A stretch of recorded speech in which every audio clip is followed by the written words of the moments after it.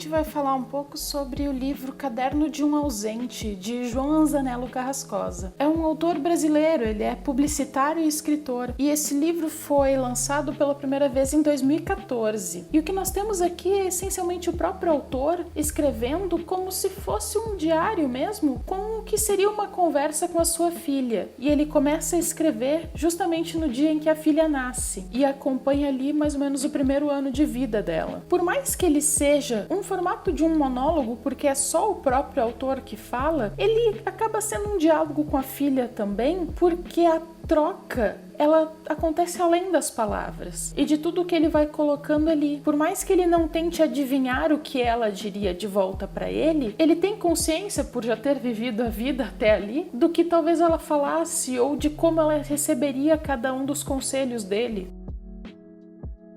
E há outras fomes que não se comem com garfo e faca, e há carícias que nos sugam mais que solos movediços. E tudo se apaga quando o medo não consegue dormir, Bia. E tudo se acalma quando cessa o torvelinho dos pensamentos. E tudo se ilumina quando temos amanhã em nosso corpo. E a âncora do peito nunca mais se solta da consciência. E as ideias, gagas por vezes, nos salvam dos abismos. E os sonhos soluçantes nos mudam os olhos. E o azar quase sempre paga o preço da sorte. Os desejos se rasgam tão facilmente como o papelão. E, igual às flores, as alegrias também apodrecem no dia seguinte, e o cortejo de aflições segue em fila dupla, de um lado as dores, do outro a sua sombra, e é com a ponta dos dedos, não com o nariz, Bia, que se fareja a história de fracassos na pele do outro, e quem começa qualquer empreitada com receio se fecha para o destino. Eu só sei, Bia, que em breve não estaremos mais aqui, e enquanto estivermos, eu quero, humildemente,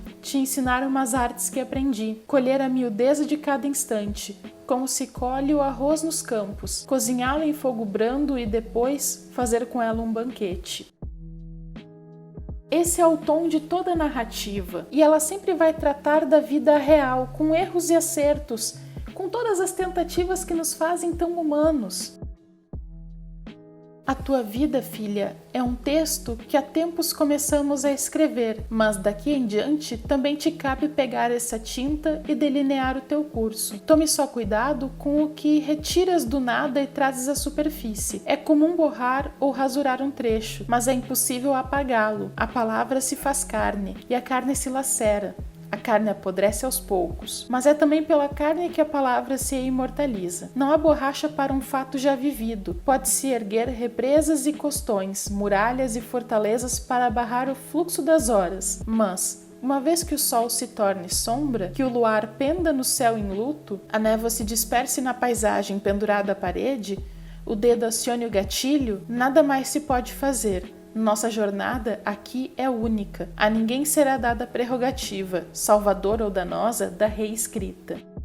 Então, com muito de lirismo, com um ar muito poético, ele vai aconselhando a filha. E não que ele se sinta alguém superior para fazer isso. Pelo contrário, a gente vê no livro que ele se coloca numa posição de igualdade, que por mais que ele já tenha vivido muito em relação à filha que acaba de nascer, ele também se sente aprendendo tudo e ao mesmo tempo em que ele fala o que ele já conheceu, ele também coloca que a própria filha vai acabar aprendendo por ela mesma muitas coisas, tanto porque ela ainda vai ter a vida dela para viver e ela vai fazer isso como ela bem entender, mas também pela questão da finitude. E é isso que dá um nome para o livro, que também norteia praticamente toda a história. Porque quando a filha dele nasce, ele já tem mais de 50 anos. E ele já se coloca a questão de que ele já está muito mais próximo do que seria o final da vida, do que se ele tivesse tido essa filha muito mais cedo. E a grande pergunta para ele é quanto tempo eles ainda vão ter juntos.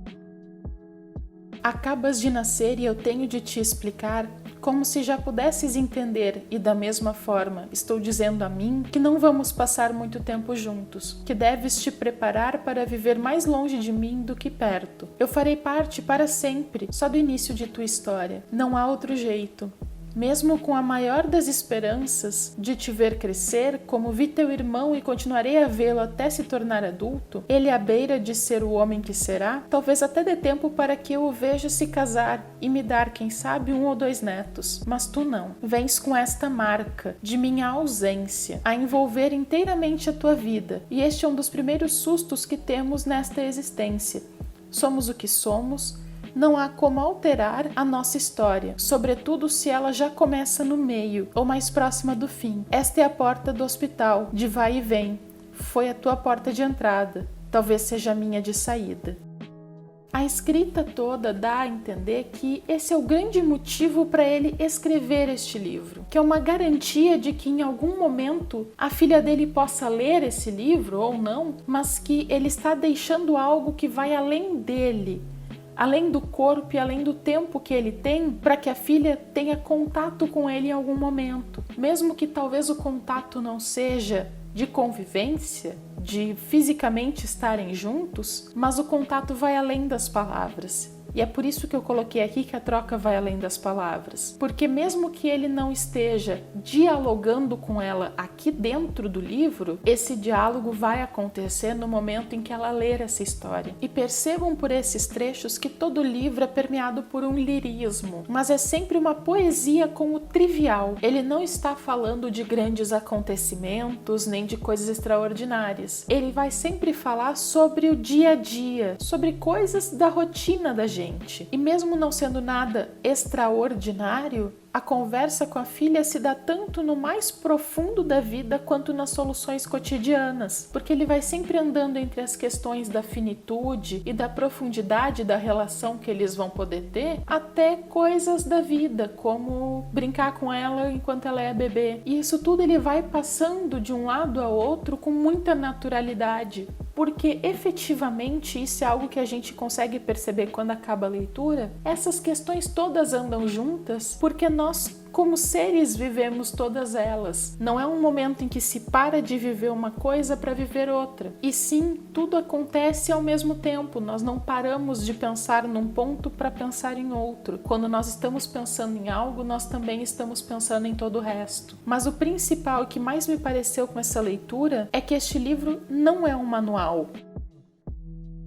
Eu ia te dizer num instante qualquer, na cozinha, numa tarde de sábado, eu ia te dizer com uma delicadeza feroz, que é pelo caminho de dentro que a larva alcança o voo, que a madeira estala furiosa ao fogo se a lambuzam de verniz. Eu ia te aconselhar a não resistir à ordem das estações, porque dentro de cada uma, as outras também estão operando. Eu ia te ensinar por que se vê retirantes nos poentes, e por que não há hora certa para inserir morte na paisagem, e por que aquele que sulca a terra e a rasga com uma artéria d'água para irrigar a lavoura merece a reverência do sol e o respeito da chuva. Eu ia te ensinar, Bia, porque subitamente a linguagem frutifica, vazando primavera por todos os poros, porque é mais digno se molhar no sangue do presente do que no pó dourado do passado. Eu ia te ensinar porque de não em não o tempo se sacia de nós. O tempo nos nega os desejos e nos avilta os sonhos. Porque não existe a terra prometida, senão em nós. E porque ela está cercada dos continentes barrentos e dos istmos movediços. Eu ia te levar para passear nos bosques,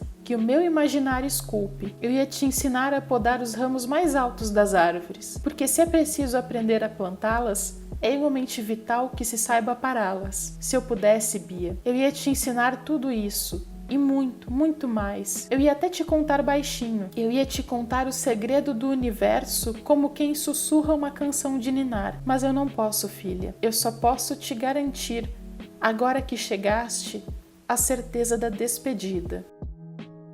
Então esse livro não é um manual de como ela vai viver a vida ou de como ela vai encontrar as coisas e como ela deve agir, porque na maioria das vezes o próprio autor não parece ter certeza de como fazer as coisas. E isso não é ruim, isso é o tanto da vivência que já colocou ele frente a tantas situações que agora talvez ele perceba que isso nem é o mais importante, o saber agir em determinadas situações, mas é o que ele mesmo foi aprendendo, que ele mesmo foi conhecendo conhecendo e que talvez ele quisesse que a filha também soubesse. Não necessariamente para fazer tudo igual, mas para saber como ele faria. E assim talvez ter um norte, ou ter um conselho, ou não se sentir tão só quando tivesse que enfrentar as situações. Ao longo de todo o livro, o próprio autor vai colocando erros e acertos da própria vida. E como esse foi um livro que foi escrito durante todo esse período, e quando a gente chega no final, os acontecimentos da vida vão seguindo,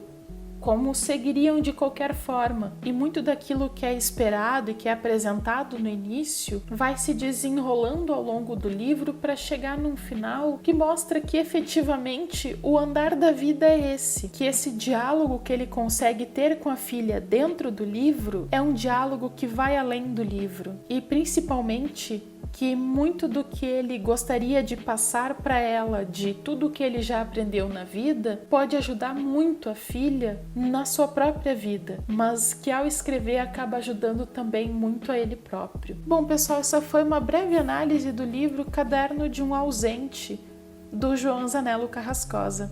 Até os próximos vídeos!